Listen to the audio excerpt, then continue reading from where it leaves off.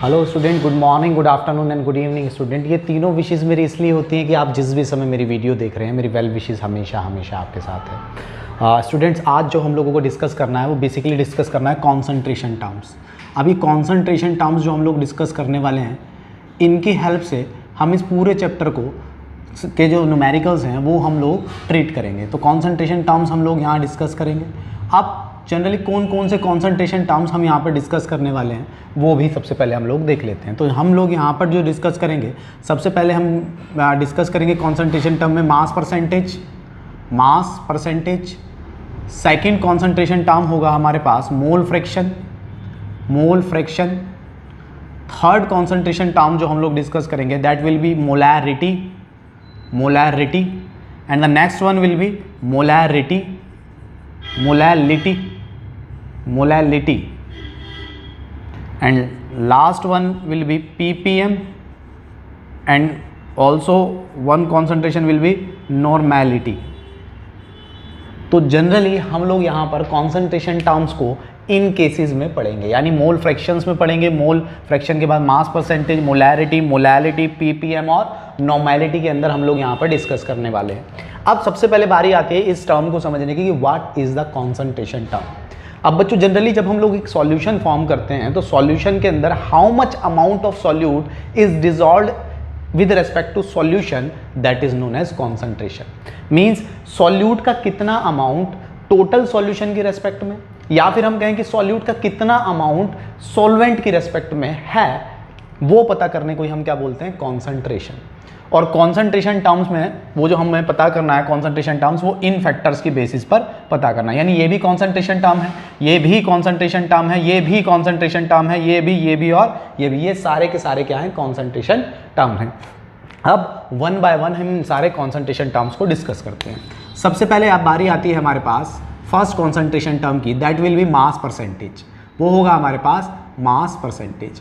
अब ये mass percentage क्या होता है, तो बेसिकली मास परसेंटेज आप अपनी लोअर क्लासेस में, है ना, प्रीवियस क्लासेस में देख के आए हैं कि मास परसेंटेज क्या होता है। तो इन शॉर्ट मास परसेंटेज क्या होता है कि how much amount of one substance is present in total compound in percentage, that is known as mass percentage. Means किसी कंपोनेंट का कितना परसेंट मास उस कंपाउंड को फॉर्म करने के लिए बना है, ठीक है, फॉर्म करने के लिए इन्वॉल्व हुआ है, वही उसकी क्या है, mass percentage. Generally mass percentage कैसे निकाली जाती है, फॉर्मूला क्या होता है, तो मास परसेंटेज ऑफ एलिमेंट, जिसका भी हमें निकालना है, एलिमेंट का निकालना है तो एलिमेंट का, कंपाउंड का निकालना है तो कंपाउंड का, mass percentage of element is equal to mass of that element जिसका निकाल रहे हैं, mass of that element upon total mass of compound into 100। तो ये क्या हो जाती है, मास परसेंटेज हो जाती है। फॉर एग्जाम्पल में हमने कहा कि हमारे पास we are having a compound that will be CH4 methane, और हमसे पूछा जाता है how much percentage of carbon is involve in this formula. Carbon की परसेंटेज क्या है, तो हम कैसे फाइंड करेंगे, मास परसेंटेज ऑफ कार्बन, जिसकी निकालनी है उसको लिखा, ठीक है, और जिसकी मास परसेंटेज निकालनी होती है उसी एलिमेंट का मास ऊपर रखा जाता है। तो मास ऑफ कार्बन, क्या फॉर्मूला बन जाएगा, mass of carbon upon total मास, किसका, टोटल मास का मतलब पूरे कंपाउंड का मास, और कंपाउंड क्या है, CH4, तो total mass of CH4 into 100। अब अगर वैल्यू पुट करते हैं तो मास ऑफ कार्बन सभी को पता है, मॉलिक्यूलर मास कितना, एटॉमिक मास कितना होता है कार्बन का, तो 12। टोटल मास कितना है मीथेन का, तो टोटल मास अगर हम फाइंड करते हैं तो 12 प्लस 1 इंटू 4 मीन्स 16। तो हम लोगों ने यहाँ पुट कर दिया 16 इंटू 100।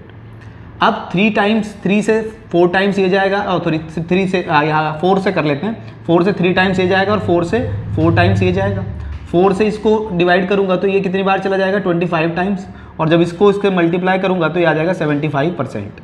मीन्स ये क्या आया, मास percentage of carbon I, mass percentage of carbon means कि कार्बन का 75%, यानी 75% कार्बन इन्वॉल्व है CH4 के फॉर्मेशन में, यानी CH4 में 75% कार्बन और 25% हाइड्रोजन इन्वॉल्व है, ठीक है, हाइड्रोजन इन्वॉल्व है। इस तरीके से हम मास परसेंटेज निकालते हैं।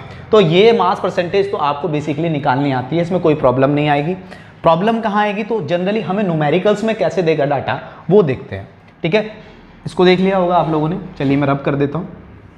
अब मास परसेंटेज के केस में जो हमारे पास न्यूमेरिकल्स आते हैं उसको कैसे डिस्कस करना है। तो मास परसेंटेज के केस हमारे पास बनते हैं 3। एक बनता है वेट बाय वेट का टर्म, एक होता है वेट बाय वॉल्यूम, और थर्ड होता है वॉल्यूम बाय वॉल्यूम। ये क्या है? वेट बाय वेट, ये है वेट बाय वॉल्यूम, और ये है वॉल्यूम बाय वॉल्यूम। अब weight by weight, wait by volume या वॉल्यूम बाय वॉल्यूम का मतलब क्या है? वेट बाय वेट का मतलब है ये जो वेट है ये किसका वेट है? Weight of solute, weight of solute. और ये वाला वेट किसका है? वेट ऑफ सॉल्यूट जनरली हम किस में लेंगे? यहाँ पर ग्राम में। और ये वेट किसका है? ये है सॉल्यूशन का वेट, तो ये है weight of solution, weight of solution. वो भी किस में लेंगे? ग्राम में। तो weight of solute upon weight of solution. इसी तरीके से अगर हम यहाँ कहें तो ये क्या है? ये है वेट ऑफ सॉल्यूट इन ग्राम, और ये वॉल्यूम है तो ये क्या होगा? Volume of solution, volume of solution किसमें? इन ml, क्योंकि बेसिक क्वांटिटी अगर एक ग्राम है तो ये क्या होगी? ml। अगर wait by volume by volume की बात करें तो क्या होगा? ये क्या है? Volume of solute, volume of solute किसमें? इन ml upon volume of solution, volume of solution किसमें? इन ml। तो इस तरीके से पहले तो हमें ये टर्म समझना चाहिए। वेट बाय वेट का मतलब क्या है? मीन्स ऊपर वाला वेट किसका है? सॉल्यूट का, और नीचे वाला वेट किसका है? सॉल्यूशन का। अगर वेट बाय वॉल्यूम का टर्म देता है तो हमें क्या कहेगा? ऊपर वाला वेट सॉल्यूट का, और वॉल्यूम किसका है? सॉल्यूशन का। और वॉल्यूम बाय वॉल्यूम देता है तो ऊपर किसका वॉल्यूम है? सॉल्यूट का ml में, और नीचे किसका है? सॉल्यूशन का वॉल्यूम है। तो ये 3 टर्म्स हैं हमारे पास। बेसिकली हमारे को जो डील करना होता है वो होता है वेट बाय वेट। मीन्स वो अगर हमसे स्पेशली कहेगा कि find out the value of this substances in wait by volume और वॉल्यूम बाय वॉल्यूम, वो तो एक अलग बात है कि उससे पर्टिकुलर हमें डायरेक्शन दी है। अगर उसने कुछ नहीं कहा है तो हम कौन सा टर्म यूज करते हैं? Weight by weight. पहली तो बात ये। अब ये वेट बाय वेट या वेट बाय वॉल्यूम या वॉल्यूम बाय वॉल्यूम, ये जो मास परसेंटेज के टर्म में हम यूज कर रहे हैं, ये कैसे न्यूमेरिकल में आएंगी वो इंपॉर्टेंट है। तो चलिए हमारे पास क्या होगा कि न्यूमेरिकल में कहीं ना कहीं कोई भी जो न्यूमेरिकल की लैंग्वेज होगी उसके अंदर हमें कहीं भी कुछ वर्ड्स देगा और हमें उन वर्ड्स को पकड़ना है। जैसे हमें क्या दिया कि 25% aqueous NaCl solution is there, 25% aqueous Na solution is there। Means यहाँ पर क्या कह रहा है वो कि यहाँ पर 25% aqueous solution है जो कि किसी न्यूमेरिकल में किसी सॉल्यूशन को बनाने में इन्वॉल्व है। ठीक है, तो ये कहा है। आगे उसने लैंग्वेज कुछ भी दियो, हमें पहले ये वाला कंसेप्ट देखना है। 25% aqueous solution is there। अब इसका मतलब क्या है? हमें ये दिख रहा है। अब उसने देखो यहाँ तो उसने क्लियर किया, ना तो उसने ये बात क्लियर की कि वेट बाय वॉल्यूम हम यूज़ कर रहे हैं, ना ही उसने ये क्लियर किया वॉल्यूम बाय वॉल्यूम यूज़ कर रहे हैं, और ना ही उसने क्लियर किया वेट बाय वेट। तो जब वो कुछ क्लियर नहीं करता है तो हम कौन सा टर्म लेंगे? Weight by weight. अब इसका मतलब क्या है? इसका मतलब है 25 ग्राम सॉल्यूट। अब यहाँ सॉल्यूट क्या है? NaCl। तो 25 ग्राम NaCl इन वेट किस में? सॉल्यूशन में। तो क्या होगा? 100 ग्राम सॉल्यूशन। तो ये मतलब होता है इसका। 25% एक्वस NaCl का मतलब है कि यहाँ पर 25 ग्राम NaCl डाला गया है कितने सॉल्यूशन के अंदर? 100 ग्राम सॉल्यूशन के अंदर। ठीक है, तो अगर हमें ये पता है तो हमें एक टर्म और पता है कि सॉल्यूशन इज इक्वल टू होता है सॉल्यूट प्लस सॉल्वेंट। अगर ये कंसेप्ट होता है तो सॉल्यूशन का अमाउंट हमारे पास कितना आ गया? 100। सॉल्यूट का अमाउंट हमारे पास कितना आ गया? 25। तो क्या मैं सॉल्वेंट का अमाउंट नहीं फाइंड कर सकता? तो सॉल्वेंट का अमाउंट कितना आएगा? आप देखोगे तो सॉल्वेंट का अमाउंट आ जाएगा 75। जब ये 25 इधर जाएगा तो ये 75 आ जाएगा। इसी तरीके से अगर मैं आपसे पूछूं कि यहाँ सॉल्वेंट क्या है, तो उनने पहले ही हमें लैंग्वेज में हिंट दिया एक्वस, और एक्वस मीन्स वाटर। तो सॉल्वेंट कितना है? वाटर है, और कितना है? तो वो है 75 ग्राम। तो इस तरीके से वेट बाय वेट को हम यूज़ करेंगे। एक एग्जाम्पल और लेते हैं। चलिए मैं यहाँ कर देता हूँ। यहाँ अगर एक और एग्जाम्पल को हम लोग डिस्कस कर रहे हैं तो हम लोग कह रहे हैं 35.5% aqueous glucose solution, aqueous glucose solution is there. Suppose करते हैं न्यूमेरिकल के अंदर ये लैंग्वेज है, तो हमें इस बात को पकड़ना है। और क्या समझेंगे हम कि 35.5 का मतलब है कि 35.5 ग्राम क्या? ग्लूकोज, यानी solute glucose is dissolved in 100 gram solution, 100 gram solution. तो ये इसका मतलब होता है। ठीक है, तो वेट बाय वेट का क्लियर हो गया होगा। ठीक है, आपको प्रैक्टिस के लिए आप करके देखना। मैं आपको दे रहा हूँ कि 50% एक्वस यूरिया सॉल्यूशन अगर कहीं पर लिखा है तो आप इसका स्टेटमेंट क्या बनाएंगे सोचिए, क्या बनेगा? 15 gram urea in 100 gram solution. तो ये है वेट बाय वेट का टर्म हमने यूज़ कर लिया। क्लियर होता है? आप इसको देख लीजिए एक बार। अगर आपको ये बात क्लियर होती है तो मैं इसको यहाँ पर वेट बाय वॉल्यूम भी थोड़ा सा एक्सप्लेन करता हूँ। चलिए अब मैं इसको रब कर देता हूँ।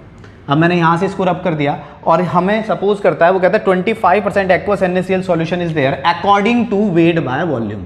मैंने अभी कहा था कि अगर वो वेट बाय वॉल्यूम के टर्म में कहेगा तो हमें हिंट देगा। उसने कहा वेट बाय वॉल्यूम, तो वेट बाय वॉल्यूम का मतलब क्या है कि सॉल्यूट तो लेना है ग्राम में और सॉल्यूशन लेना है ml में। कैसे? तो इसी स्टेटमेंट को मैं क्या लिखूंगा कि 25 ग्राम NaCl इन 100 ml सॉल्यूशन, इन 100 ml सॉल्यूशन। तो इसका मतलब ये हो गया, अगर हम वेट बाय वॉल्यूम के टर्म में चेंज करेंगे तो यहाँ ग्राम की जगह आप क्या लेंगे? ml। इसी तरीके से अगर यहाँ भी वो कहता है वेट बाय वॉल्यूम के टर्म में करिए तो क्या करते आप? तो क्या करते? 35.5 gram glucose is dissolved in 100 ml solution. क्योंकि ml क्यों? क्योंकि नीचे वॉल्यूम है, तो इसलिए 100 ml सॉल्यूशन। इस तरीके से हम लोग कवर करते हैं। इसी तरीके से यहाँ आप कर लेंगे, अब ये आपके लिए है। इसी तरीके थर्ड टर्म भी यूज कर लेते हैं, वॉल्यूम बाय वॉल्यूम। अगर वो कहता है, स्पेशली हमें कहता है कि according to volume by volume, कि आप इसको वॉल्यूम बाय वॉल्यूम के हिसाब से एक्सप्लेन करो। तो वॉल्यूम बाय वॉल्यूम का मतलब है कि हमें सॉल्यूट का अमाउंट भी ml में लेना है और सॉल्यूशन का अमाउंट भी ml में लेना है। तो हम क्या कहेंगे? 25 ml NaCl एक्वस सॉल्यूशन होगा इन 100 ml सॉल्यूशन। तो इस बार दोनों टर्म ml में लेंगे, तो ये होता है wait by volume by volume. तो ये तीनों टर्म आपको क्लियर हो गए होंगे, weight by weight, wait by volume, volume by volume. और जब कुछ भी ना दिया हो तो मैं फिर कह रहा हूँ क्या लेंगे? Weight by weight. ऊपर अमाउंट किसका होगा? सॉल्यूट का, और नीचे सॉल्यूशन का ग्राम में। तो इस तरीके से हमारा first term mass percentage clear हो जाता है। ठीक है, आप चिंता ना करें, प्रैक्टिस के लिए मैं आपको इनको इस तरीके के क्वेश्चंस को आपको प्रैक्टिस पेपर में दूंगा, और प्रैक्टिस पेपर हमारे डिस्क्रिप्शन बॉक्स में ऑलरेडी मेंशन है, आप वहां से डाउनलोड कीजिए, उसको सॉल्व कीजिए, और कोई प्रॉब्लम आती है तो आप कमेंट बॉक्स में आप मुझसे क्वेश्चन डालकर पूछ सकते हैं, मैं उसका जवाब जरूर दूंगा। ठीक है, तो आपको इसका प्रैक्टिस पेपर भी मिल जाएगा, कोई प्रॉब्लम नहीं आएगी। तो हमारा फर्स्ट टर्म कंप्लीट हो जाता है, that will be the mass percentage, जो कि क्या था? मास परसेंटेज था। अब नेक्स्ट टर्म हम यूज करेंगे, that will B mole fraction. Mole fraction, अब बच्चों नाम से ही समझ में आ रहा है कि मोल्स का फ्रैक्शन, किसी कंपोनेंट के मोल्स का फ्रैक्शन। अब सॉल्यूशन की बात हो रही है, तो सॉल्यूशन में क्या होता है कि मोल्स का फ्रैक्शन करना है। किसका मोल्स का फ्रैक्शन करना है? कि जिसके मोल फ्रैक्शन, जिस सब्सटेंस का, सपोज करते हैं ऐसे, आप ऐसे समझिए कि एक सॉल्यूशन हमारे पास है और इस सॉल्यूशन में दो कंपोनेंट्स है। We are having two components for this solution, first is A, second is B. A था हमारे पास सॉल्यूट, ए को हम बोल रहे हैं सॉल्यूट, बी को बोल रहे हैं सॉल्वेंट, और सॉल्यूट और सॉल्वेंट मिलकर आपस में क्या बना लिया? सॉल्यूशन। अब हम कह रहे हैं, सपोज कर रहे हैं हम कि जो सॉल्यूट के मोल्स हैं वो Na हैं, मोल्स ऑफ सॉल्यूट हैं ये, यानी इस सॉल्यूशन को फॉर्मेशन में Na मोल्स इन्वॉल्व हैं, मोल्स ऑफ सॉल्यूट। और जो सॉल्वेंट के मोल्स हैं वो कौन से, कितने हैं? Nb। ये क्या है? Moles of solvent, moles of solvent. और हमसे कहता है फाइंड आउट, हमसे क्वेश्चन में कहता है find out mole fraction, find out mole fraction of substance A and B। किसका फाइंड आउट करना है? A और B का मोल फ्रैक्शन फाइंड करना है। ठीक है, तो मोल फ्रैक्शन को फाइंड करने के लिए करते क्या है? देखिए, जिसके मोल फ्रैक्शन फाइंड करना होता है, जिसका mole fraction find, first of all मैं ये बताता हूं कि मोल फ्रैक्शन को एक्स से रिप्रेजेंट करते हैं, और साइंटिफिक लैंग्वेज में इस एक्स को CHI काय बोला जाता है। हम जनरली एक्स भी बोल दे तो भी चल जाएगा। ठीक है, वैसे क्या होता है? CHI। ठीक है, तो एक्स से रिप्रेजेंट करते हैं।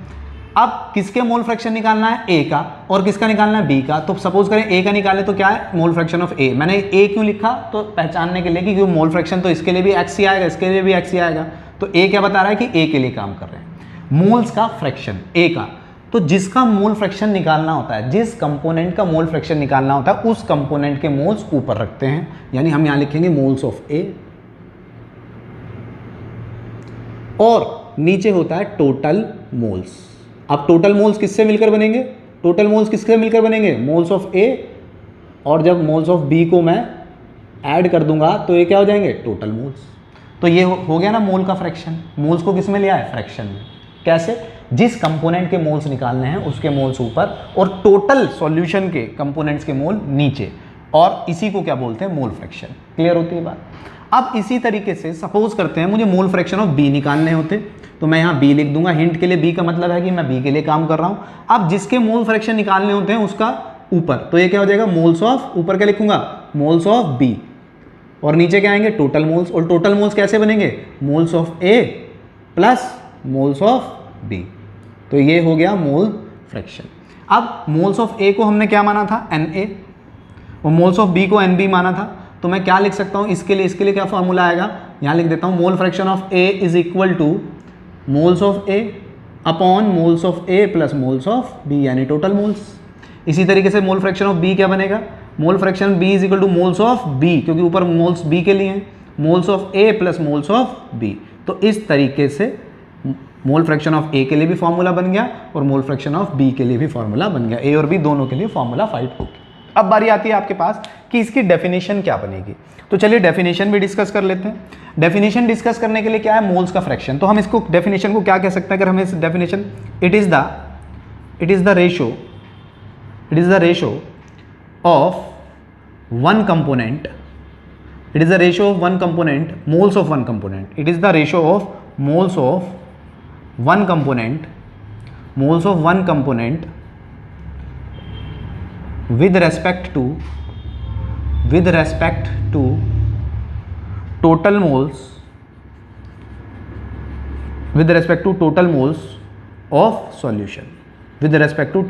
of solution, यानी टोटल मोल्स की रेस्पेक्ट में किसी एक मोल्स को फाइंड करने को क्या बोलते हैं, उस रेशो को क्या बोलते हैं, मोल फ्रैक्शन बोलते हैं। तो ये एक डेफिनेशन हो गई, अब आपको क्लियर हो गया होगा। अब इससे आगे के टर्म मोल फ्रैक्शन के लिए हम और क्या बता सकता हूं मैं आपको, तो मोल फ्रैक्शन, अब मैं आपके लिए कुछ कंडीशन बता रहा हूं। फर्स्ट टर्म, कुछ क्वेश्चन बेसिकली 1 मार्क्स के पूछ लिए जाते हैं, कॉम्पिटिटिव लेवल पर भी पूछते हैं, आपके एकेडमिक लेवल पर भी पूछते हैं, क्या, what is the unit of mole fraction, mole fraction की यूनिट क्या होती है। तो आप देखिए मोल्स की यूनिट क्या होती है, मोल, और नीचे भी क्या है, मोल। तो मोल की यूनिट मोल अपॉन मोल तो क्या होगा, 1, means first term it is unitless quantity,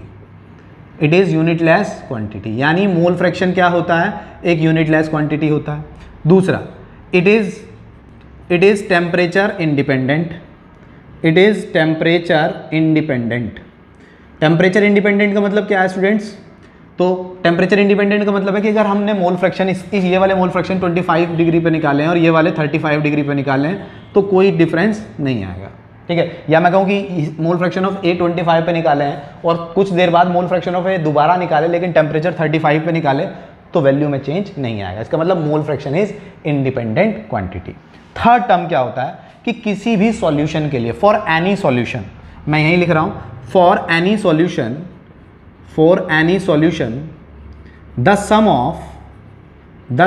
of mole fraction of all component always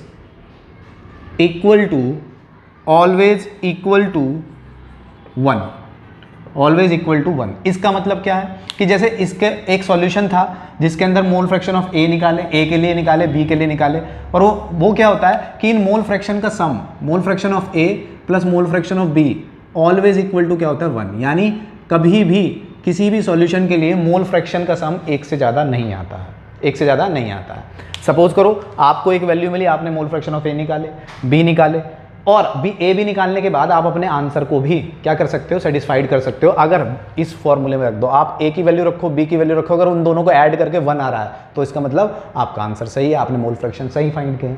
अगर 1 से कम आ रहा है तो भी आपका आंसर गलत है, और 1 से ज़्यादा आ रहा है तो भी आपका आंसर गलत है। तो मोल फ्रैक्शन ऑफ ए और mole fraction of B always equal to होता है 1, ठीक है। तो ये हो गया आपका मोल फ्रैक्शन का कंसेप्ट। आप इसको एक बार देख लीजिए, अगर स्क्रीनशॉट लेना चाहते हैं तो स्क्रीनशॉट ले लीजिए, मैं हट जाता हूँ। इसके बाद हम नेक्स्ट टर्म डिस्कस करेंगे, दैट विल बी मोलैरिटी। देख लीजिए आप इसको,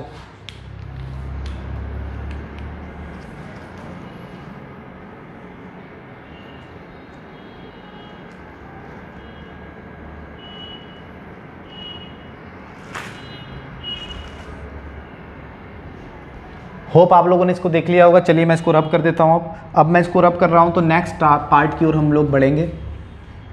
और वो होगा हमारे पास मोलैरिटी। तो आपने इसके बेसिक टर्म देख लिए, क्या क्या था कि फर्स्ट टर्म था ये यूनिटलेस होता है, सेकंड टर्म कि ये टेम्परेचर इंडिपेंडेंट होता है, और थर्ड टर्म कि इनका सम हमेशा इक्वल टू 1 होता है। और अगर बहुत ज़्यादा डेप्थ में जाएं तो एक कंडीशन और बन सकती है कि दे आर ऑलवेज यूज, यानी mole fraction is always use in the calculation of gaseous mixture. आप इसको भी कवर कर लेना।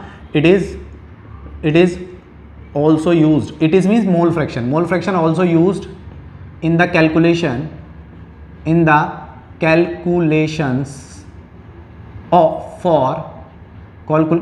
for gaseous mixture, यानी गैसियस मिक्सचर की कैलकुलेशन के लिए मोल फ्रैक्शंस को यूज़ किया जाता है। कई बार ऐसे भी तो पूछ लेंगे आपसे मोल फ्रैक्शन कहाँ यूज़ करोगे आप, तो गैसियस मिक्सचर्स की कैलकुलेशन के लिए मोल फ्रैक्शन को यूज़ किया जाता है। तो ये भी आपका कवर हो गया। चलिए अब हम अगले पार्ट पर यानी अपनी अगली कॉन्सेंट्रेशन टर्म पर पहुँच रहे हैं, दैट विल बी मोलैरिटी, जो कि होगी मोलैरिटी। अब मोलैरिटी क्या होता है, तो पहले first of all it is represented by capital M. Molarity को मोलैरिटी है ये, मोलैरिटी को कैपिटल एम से रिप्रेजेंट करते हैं। मोलैरिटी को कैपिटल एम से रिप्रेजेंट करते हैं और मोलैरिटी होती है, अगर मैं डेफिनेशन वाइज बोलूँ तो डेफिनेशन से पहले मैं एक फॉर्मूला लिखता हूँ और फॉर्मूले के बेस पे हम डेफिनेशन बनाएंगे।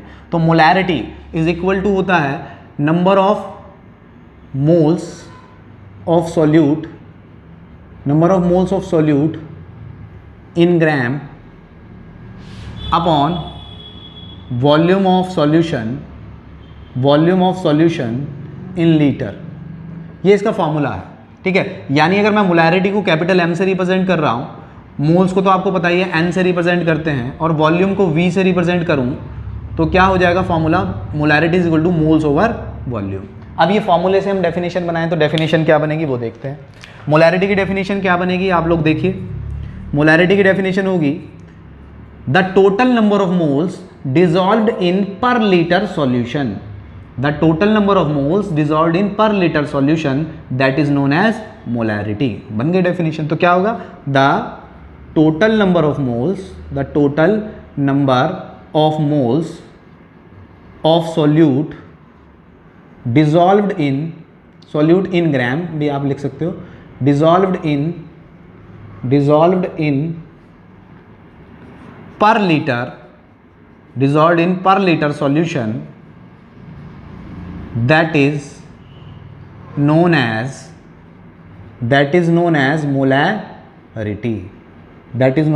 molarity, which is represented by capital M। means total number of solute in gram dissolved in per liter of solution, यानी 1 लीटर सॉल्यूशन के अंदर सॉल्यूट के कितने मोल्स इन्वॉल्व हैं, जब हम ये पता कर लेते हैं तो एक्चुअल में उसी को हम क्या बोलते हैं, मोलैरिटी बोलते हैं। तो होप सो आपको ये कंसेप्ट क्लियर हो गया होगा। Molarity is equal to moles over volume. अब यहाँ भी छोटे छोटे टर्म्स बनते हैं। क्या, पहली टर्म कि मोलैरिटी की यूनिट क्या होती है, तो मोलैरिटी की यूनिट क्या होगी, मोल्स, एन है मोल्स की यूनिट क्या होगी, मोल, ठीक है। और वॉल्यूम की यूनिट क्या होगी, लीटर। तो क्या बन गया, मोलैरिटी की यूनिट क्या बन गई, unit of molarity is mole per litre. Next thing, it is temperature, it is, ये बड़ा इंपॉर्टेंट है, यहाँ से क्वेश्चन आता है, अभी बताऊंगा कैसे आता है। It is temperature dependent, it is temperature dependent means ये टेम्परेचर डिपेंडेंट क्वांटिटी होती है। टेम्परेचर डिपेंडेंट क्वांटिटी का मतलब क्या है कि एक ऐसी क्वांटिटी जो टेम्परेचर पर डिपेंड करती है। मीन्स टेम्परेचर को अगर चेंज करेंगे तो मोलैरिटी की वैल्यू में भी चेंज आएगा, ठीक है। तो ये टेम्परेचर डिपेंडेंट होती है, मोल पर लीटर इसकी वॉल्यूम होता है, यूनिट होती है। और इसके लिए अगर हम मोलैरिटी के लिए और कहें तो मोलैरिटी को और ज़्यादा हम क्या कर सकते हैं, बाइफर्केट, यानी हम इसको एक्सपेंड कर सकते हैं। अब एक्सपेंड करने के लिए क्या करेंगे, तो यहाँ कर लेता हूँ मैं इसको एक्सपेंड करने के लिए क्या होता है, तो आपको पता है मोल्स, हम लोगों ने प्रीवियस क्लासेस में पढ़े हैं, मोल्स इज इक्वल टू होता है मास ऑफ सब्सटेंस, जिसको मैं WB से रिप्रेजेंट कर रहा हूँ, अपॉन मोलर मास को मैं MB से रिप्रेजेंट कर रहा हूँ। तो मोल्स इज इक्वल टू होता है mass of substance upon molar mass of substance.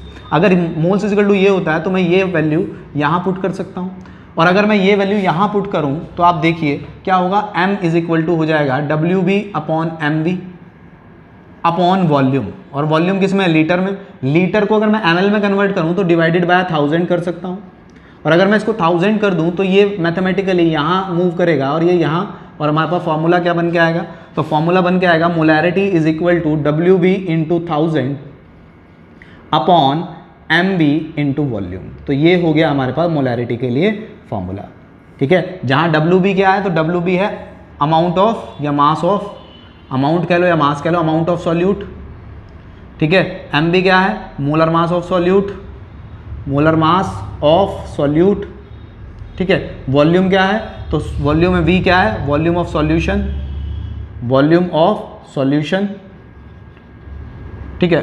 1000 तो एक न्यूमेरिक डिजिट है। तो इस तरीके से ही हमारी मोलैरिटी का कंसेप्ट हो जाता है। मोलैरिटी के लिए और क्या बात आएगी, तो कई बार हमें एक डाइल्यूशन, यानी डाइल्यूशन का मतलब होता है कि हमें जब किसी सॉल्यूशन की कॉन्सेंट्रेशन को कम करना होता है, यानी कॉन्सेंट्रेशन घटानी होती है, तो हम डाइल्यूशन करते हैं, यानी उसमें पानी मिलाते हैं। अब डाइल्यूशन के लिए फॉर्मूला क्या होता है, तो डाइल्यूशन के लिए हमारे पास फॉर्मूला होता है मोलैरिटी का, डाइल्यूशन फॉर्मूला। डाइल्यूशन फॉर्मूला क्या होता है मोलैरिटी के लिए, कि मोलैरिटी में अगर चेंज करना है तो M1V1 प्लस M2V2, ये होता है फॉर्मूला। कैसे अप्लाई होता है, तो नेक्स्ट लेक्चर में इसको भी मैं अप्लाई करके दिखाऊंगा। तो डाइल्यूशन फॉर्मूला होता है M1V1 अपॉन M2V2। इसका मतलब क्या है कि सपोज हमसे कहता है कि हमारे पास एक सॉल्यूशन है जिसकी कॉन्सेंट्रेशन 5m है, यानी उसकी मोलैरिटी 5m है, और हमें एक नया सॉल्यूशन बनाना है, 5m वाला सॉल्यूशन है जिसका वॉल्यूम कितना है हमारे पास 500 ml, ठीक है। और हमें इसकी कॉन्सेंट्रेशन कितनी करनी है, 5m से घटा के उसे कितना लाना है 2m पे। तो बताइए कितना वॉल्यूम चाहिए, तो कितना वॉल्यूम चाहिए का मतलब है कि कितना पानी मिलाना पड़ेगा। तो हम क्या करेंगे, तो M1 क्या है हमारे पास 5, V1 क्या है हमारे पास वॉल्यूम कितना है 500, प्लस M2 यानी उसको जो कॉन्सेंट्रेशन वो चाहता है 2, और वॉल्यूम x मान लिया। तो यहाँ से x की वैल्यू फाइंड हो जाएगी, और x वैल्यू पता लगते ही हम बता देंगे कि अगर हमें 5m वाला सॉल्यूशन को 2m में ले जाना है तो कितना वाटर ऐड करना पड़ेगा। तो इस तरीके से डाइल्यूशन फॉर्मूला हो जाता है। डाइल्यूशन फॉर्मूला के बाद हमारे पास कई बार डेंसिटी के लिए न्यूमेरिकल आते हैं मोलैरिटी पर। तो मोलैरिटी के केस में जब डेंसिटी के लिए न्यूमेरिकल्स आते हैं, तो डेंसिटी के लिए या तो हम एक लॉन्ग पैटर्न से करें, और अगर हम लॉन्ग पैटर्न से नहीं करना चाहते तो उस केस में भी हमारे पास एक फॉर्मूला आता है। तो हम डायरेक्ट चाहें तो उस फॉर्मूले का यूज़ कर सकते हैं, जिसको मैं यहाँ लिख रहा हूँ। अब वो फॉर्मूला क्या है, तो वो फॉर्मूला होता है molarity is equal to P into D into 10 upon molar mass, upon molar mass. किसका molar mass, of solute, molar mass of solute. P क्या है, तो P है यहाँ पर मास परसेंटेज, D क्या है यहाँ पे डेंसिटी, ठीक है। अगर हम डेंसिटी के केस में मोलैरिटी फाइंड करते हैं तो मोलैरिटी इज इक्वल टू होता है P into D into 10 upon molar mass of solute, और P क्या है मास परसेंटेज है, D डेंसिटी है, ठीक है। तो इस तरीके से मोलैरिटी कंप्लीट हो जाती है। आप एक बार मोलैरिटी देख लीजिए, इसका स्क्रीनशॉट ले लीजिए, और फिर हम बढ़ रहे हैं मोलैलिटी की ओर। देख लीजिए आप इसको।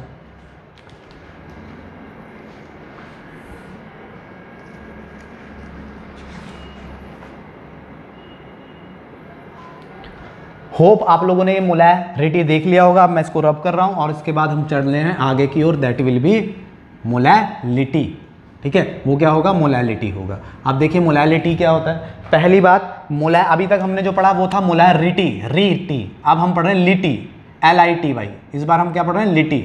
और मोलैलिटी को रिप्रेजेंट करते हैं स्मॉल m से। जैसे वहाँ एक्सप्लेन किया था ऐसे ही करता हूँ कि मोलैलिटी को जब एक्सप्लेन किया था तो फॉर्मूले से किया था, तो मोलैलिटी इज इक्वल टू होता है, यानी अगर मोलैलिटी के लिए बात करें तो मोलैलिटी इज इक्वल टू होता है number of moles of solute, number of moles of solute upon weight of solvent, upon weight of solvent किसमें, kg में। देखिए ठीक है, तो मोलैलिटी के लिए को अगर मैं स्मॉल m से रिप्रेजेंट कर रहा हूँ, नंबर ऑफ मोल्स को तो n से ही रिप्रेजेंट करते हैं, और वेट ऑफ सॉल्वेंट को सपोज करो WA से रिप्रेजेंट कर रहा हूँ, तो हमारे पास फॉर्मूला आ गया molality is equal to moles over weight of solvent. अब देखिए मोलैरिटी भी यहाँ ही कंपेयर कर रहा हूँ, आपको बहुत अच्छे से समझ में आएगा। तो यहाँ पर हमने लिख लिया वॉल्यूम इन लीटर, तो ये क्या है, ये है मोलैरिटी जो अभी इससे पहले पढ़ी, और ये क्या है मोलैलिटी। आप देखिए क्या डिफरेंस है। देखिए मोलैरिटी का मतलब क्या है कि जब हम ये देखते हैं कि टोटल सॉल्यूशन के अंदर कितने मोल्स डिसॉल्व हैं, तो वो होती है मोलैरिटी। और जब हम ये देखते हैं कि अब सॉल्यूशन नहीं है, ये वेट ऑफ सॉल्वेंट है, सॉल्वेंट। जब हम सॉल्वेंट से कंपेयर करते हैं तो हम क्या कहते हैं, जब टोटल सॉल्वेंट के अंदर कितने नंबर ऑफ मोल्स सॉल्यूट के डिसॉल्व हैं, तो वो क्या होती है मोलैलिटी। यानी यहाँ पर कंपेयर होता है सॉल्वेंट के अमाउंट से, और यहाँ कंपेयर होता है सॉल्यूशन के अमाउंट से। ये आपको डिफरेंस पता होना चाहिए। यहाँ पर जो यूनिट बनी थी वो बनी थी मोल पर लीटर, यहाँ जो यूनिट बनेगी वो बनेगी मोल पर kg, ठीक है। क्लियर होता है, ठीक है। मोलैरिटी क्या थी, ये थी टेम्परेचर डिपेंडेंट क्वांटिटी। अभी बताया था टेम्परेचर डिपेंडेंट, यानी टेम्परेचर डिपेंडेंट का मतलब अगर हम टेम्परेचर चेंज करेंगे तो मोलैरिटी की वैल्यू भी चेंज होगी। तो टेम्परेचर डिपेंडेंट। अच्छा, यहाँ से क्वेश्चन आता है कि टेम्परेचर डिपेंडेंट क्यों है, क्योंकि यहाँ पर वॉल्यूम इन्वॉल्व है, और वॉल्यूम अगर हम टेम्परेचर अगर हम बढ़ाते हैं तो वॉल्यूम डिक्रीज होता है, और वॉल्यूम डिक्रीज होने से मोलैरिटी इंक्रीज हो जाएगी। तो ये वॉल्यूम है और वॉल्यूम टेम्परेचर डिपेंडेंट होता है, जिसकी वजह से मोलैरिटी भी टेम्परेचर डिपेंडेंट हो जाती है। ये रीज़न भी है। ये क्या होता है, तो ये होता है temperature independent. Temperature independent, temperature independent का मतलब टेम्परेचर का कोई इफेक्ट नहीं पड़ेगा। इंडिपेंडेंट होता है, इंडिपेंडेंट का मतलब कोई इफेक्ट नहीं पड़ेगा। कोई इफेक्ट का मतलब ना तो आप टेम्परेचर अगर बढ़ाते हो या घटाते हो तो कॉन्सेंट्रेशन पर कोई चेंज नहीं आएगा। ठीक है, जब इस फॉर्मूले को एक्सपेंड किया था तो मोलैरिटी इज इक्वल टू हो गया था WB into 1000 upon MB into volume हो गया था। अब इस फॉर्मूले को अगर एक्सपेंड करूँ तो मोल्स की जगह तो अब भी WB अपॉन MB पुट कर सकता हूँ। तो मोलैरिटी इज इक्वल टू हो जाएगा WB upon MB upon weight of solvent यानी WA, और किलोग्राम को ग्राम में कन्वर्ट करें तो डिवाइडेड बाय 1000, ये यहाँ पर और ये यहाँ पर। तो जब ये दोनों आ जाएंगे तो फॉर्मूला बनकर आएगा molarity is equal to WB into 1000 upon MB into WA। तो इस तरीके से ये किसके लिए फॉर्मूला हो गया, मोलैरिटी के लिए। WB क्या है, तो अमाउंट ऑफ सॉल्यूट, MB क्या है, molar mass of solute, WA क्या है, मास ऑफ सॉल्वेंट। ठीक है, तो इस तरीके से मोलैरिटी हो जाती है, और वो ये टेम्परेचर इंडिपेंडेंट है, ये टेम्परेचर डिपेंडेंट क्वांटिटी है। ठीक है, और एक्सपेंड करके इसका फॉर्मूला ये आता है, एक्सपेंड करके इसका फॉर्मूला ये आता है। यूनिट मोल पर लीटर होती है, इसकी यूनिट मोल पर केजी होती है। होप आपको ये क्लियर हो गया होगा। चलिए यहाँ से एक कंसेप्ट और थोड़ा सा कंपेयर करूँगा मैं, तो वो कंसेप्ट क्या होगा वो भी देख लेते हैं। वो कंसेप्ट हमारे पास है कि अगर हमें कहीं दे दिया 1 मोलर या फिर हमें दे दिया 1 मोलल, तो इसका मतलब क्या होता है, 1 मोलर या 1 मोलल का मतलब होता है, यानी वो लैंग्वेज में 1 मोलल बोल देगा। अगर वो लैंग्वेज में 1 मोलर बोलेगा तो उसका मतलब उसने मोलैरिटी की वैल्यू दे दी 1, और अगर वो 1 मोलर बोलता है तो उसका मतलब उसने मोलैरिटी की वैल्यू दे दी 1। यहाँ मोलर से बोलेगा तो 1 मोलैरिटी है, मोलल बोलेगा तो मोलैलिटी है। इसी तरीके से वो 1 मोलर की जगह बोले डेसीमोलर, डेसीमोलर अगर उसने वर्ड यूज़ किया है लैंग्वेज में, तो डेसीमोलर का मतलब है कि उसने मोलैरिटी दे दी, मोलैलिटी दे दी, और मोलैलिटी कितनी दे दी 1/10, M की वैल्यू कितनी दे दी 1/10। और अगर वो डेसीमोलर बोलता है तो उसने कैपिटल M की वैल्यू कितनी दे दी 1/10। इसी तरीके से वो यहाँ कह सकता है सेंटीमोलर, सेंटीमोलर, और यहाँ क्या आएगा सेंटीमोलल, सेंटीमोलल। अगर वो सेंटी वर्ड यूज़ करता है और सेंटीमोलर की बात करता है तो वैल्यू हो जाती है 1/100 M की, और वो अगर कहता है सेंटीमोलल तो सेंटीमोलल के केस में वैल्यू हो जाती है M इज इक्वल टू हो जाता है आपका 1/100। इस तरीके से, यानी डेसीमोलर इज इक्वल टू 1/10 और centimolar is equal to 1/100। Decimolar is equal to M is equal to 1/10, molal क्या आएगा तो 1/100। और अगर वो हमसे कहता है हेमीमोलर, हेमीमोलर, तो हेमीमोलर क्या होता है M इज इक्वल टू 1/2, या और हेमीमोलल बोलता है तो M इज इक्वल टू 1/2, यानी मोलर या मोलर बोले तो कैपिटल M, मोलल बोले तो स्मॉल m। इस तरीके से तो मोलर 1 मोलर यानी M की वैल्यू 1, डेसी के लिए 1/10, सेंटी के लिए 1/100, ठीक है, और हेमी के लिए 1/2। इस तरीके से हमारे ये कॉन्सेंट्रेशन टर्म्स कंप्लीट होते हैं। कहाँ तक? ये होते हैं मोलैलिटी तक। अब आप इसको एक बार देख लीजिए, उसके बाद हम बढ़ रहे हैं आगे। होप आप लोगों ने इसको देख लिया होगा, इसका स्क्रीनशॉट भी ले लिया होगा। चलिए मैं इसको रब कर देता हूँ, ठीक है। इससे आगे बढ़ रहे हैं हम, और नेक्स्ट जो हमारा कॉन्सेंट्रेशन का टर्म आएगा that will B ppm। ppm क्या होता है? तो ppm देख लेते क्या होता है। ppm का मतलब होता है, इसकी फुल फॉर्म होती है पार्ट्स पर मिलियन, मीन्स पार्ट्स पर मिलियन। अब पार्ट्स पर मिलियन किसके? तो क्या हम लोग बोलते हैं इसकी डेफिनेशन क्या बनेगी? द नंबर ऑफ सॉल्यूट, या फिर हम कहें कि amount of solute, the number of moles of solute, the number of moles of solute, या फिर हम कहें कि amount of solute in gram, amount of solute in gram is dissolved in 10⁶ ml solution, 10⁶ ml solution.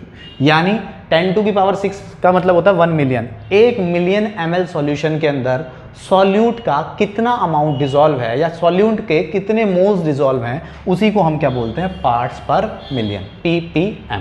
ठीक है। अब ppm कब use किया जाता है, ये टर्म कब यूज़ किया जाता है? तो ये बहुत स्मॉल माइन्यूट क्वांटिटीज़ को फाइंड करने के लिए, कॉन्सेंट्रेशन को फाइंड करने के लिए यूज़ किया जाता है। जैसे वाटर में कितना % कंटेमिनेशन है, किसका?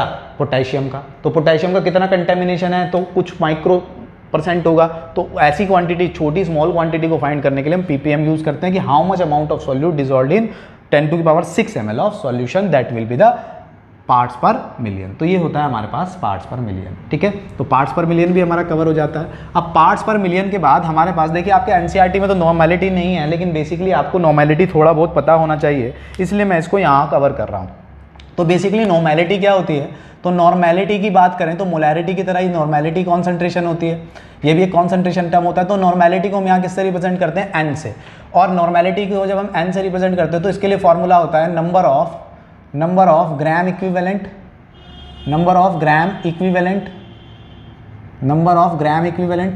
Upon volume, gram equivalent of solute है ना, किसके? सॉल्यूट के।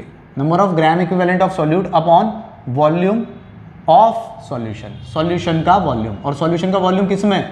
लीटर में, ठीक है। यानी मोलैरिटी के जैसा ही होता है, लेकिन मोलैरिटी में हम यहाँ नंबर ऑफ सॉल्यूट रख रहे थे, मोल्स ऑफ सॉल्यूट रख रहे थे। अब हम मोल्स की जगह क्या रख रहे हैं? ग्राम इक्विवेलेंट ऑफ सॉल्यूट रख रहे हैं। अब अगर हम एन नॉर्मेलिटी को एन से रिप्रेजेंट कर रहे हैं और नंबर ऑफ ग्राम इक्विवेलेंट को सपोज करो मैं किससे रिप्रेजेंट कर रहा हूँ? EQ से, ग्राम इक्विवेलेंट को EQ से रिप्रेजेंट कर रहा हूँ और वॉल्यूम को V से रिप्रेजेंट करूँ तो क्या बन गया? ये हो गया N = EQ upon V। Definition क्या बनेगी? तो डेफिनेशन जैसे मोलैरिटी की डेफिनेशन बनाई थी उसी तरीके से बना सकते हैं। तो हम क्या लेंगे? The number of gram equivalent, the number of gram equivalent या मोल्स ऑफ ग्राम इक्विवेलेंट कह लो आप, किसके? या मोल्स ऑफ ग्राम इक्विवेलेंट कह लेते हैं। मोल्स ऑफ ग्राम इक्विवेलेंट एक ही बात है। Moles of gram equivalent of solute